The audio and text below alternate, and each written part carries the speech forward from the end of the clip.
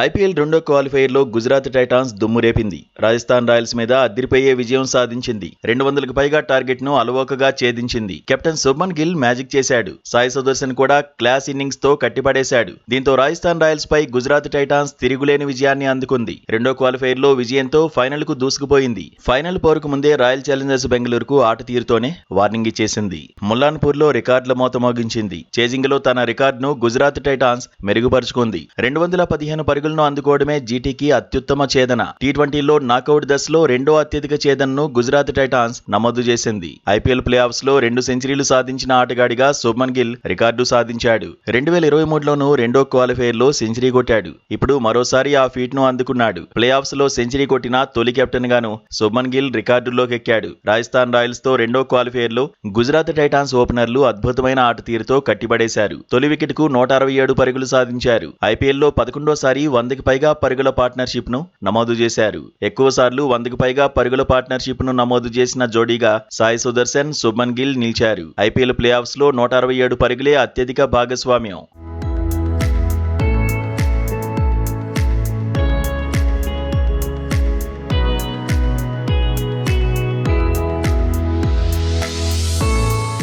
IPL కెరీర్లో వైభవ్ సూర్యవంశీ 1000 పరుగులు పూర్తి చేసుకున్నాడు. 440 బంతుల్లోనే ఈ మార్కును టచ్ చేశాడు. వేగంగా 1000 పరుగులు సాధించిన ఆటగాడిగా నిలిచాడు. 545 బంతుల్లో 1000 పరుగులు కొట్టిన ఆండ్రీ రస్సెల్ రికార్డును బ్రేక్ చేశాడు. ఇన్నింగ్స్ పరంగా చూస్తే 23 ఇన్నింగ్స్ల్లో వైభవ్ సూర్యవంశీ 1000 పరుగులు సాధించాడు. ఐపీఎల్లో ఇది సెకండ్ ఫాస్టెస్ట్ రికార్డ్. 72 సిక్స్లతో కలిపి 19వ సీజన్లో వైభవ్ సూర్యవంశీ 135 బౌండరీలు బాదాడు. ఇది కూడా రికార్డే. గతంలో 128 బౌండరీలతో బట్లర్ పేరిట ఉన్న రికార్డును బ్రేక్ చేశాడు. చివరి 4 ఇన్నింగ్స్ల్లో వైభవ్ సూర్యవంశీ మూడోసారి 90లోనే అవుట్ అయ్యాడు. సెంచరీలను మిస్ చేసుకున్నాడు. సీజన్లో వైభవ్ సూర్యవంశీ 776 పరుగులు సాధించాడు. రాజస్థాన్ రాయల్స్ తరఫున ఇది రెండో అత్యధికం. 2022లో రాజస్థాన్ రాయల్స్ తరఫున బట్లర్ 863 పరుగులు సాధించాడు. ఎలిమినేటర్ రెండో క్వాలిఫైయర్లోనే వైభవ్ 193 పరుగులు చేశాడు. 2022లో బట్లర్ 195 పరుగులు కొట్టాడు. ఈసారి ఐపీఎల్లో ముగ్గురు ప్లేయర్లు 700కి పైగా పరుగులు సాధించారు.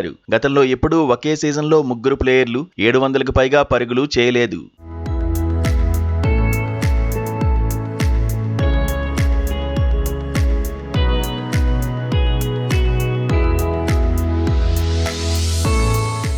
ఐపీఎల్ కెరీర్లో గిల్ రెండోసారి 700కి పైగా పరుగులు సాధించాడు. సాయి సుదర్శన్ కూడా రెండోసారి 700 పరుగుల మార్కును టచ్ చేశాడు. గతంలో క్రిస్ గేల్, విరాట్ కోహ్లీ కూడా ఈ ఘనతను అందుకున్నారు. ప్రస్తుత సీజన్లో 9 సార్లు 50కి పైగా స్కోర్లను సాయి సుదర్శన్ సాధించాడు. 2016లో విరాట్ కోహ్లీ 11 సార్లు ఈ ఘనతను అందుకున్నాడు. 2016-19లో వార్నర్ 9 సార్లు చొప్పున 50కి పైగా స్కోర్లు చేశాడు. ఐపీఎల్లో మూడోసారి సాయి సుదర్శన్ హిట్ వికెట్ గా వెనుదిరిగాడు. వరుసగా రెండోసారి హిట్ వికెట్ అయ్యాడు. ఐపీఎల్లో మరే ప్లేయర్ కూడా ఒక్కసారి కంటే ఎక్కువగా హిట్ వికెట్ గా వెనుదిరగలేదు. ఓవరాల్ గా మెన్స్ టీ20లో ఆండ్రీ రసెల్, షోయబ్ మాలిక్ 3 సార్లు చొప్పున హిట్ వికెట్ గా అవుట్ అయ్యారు.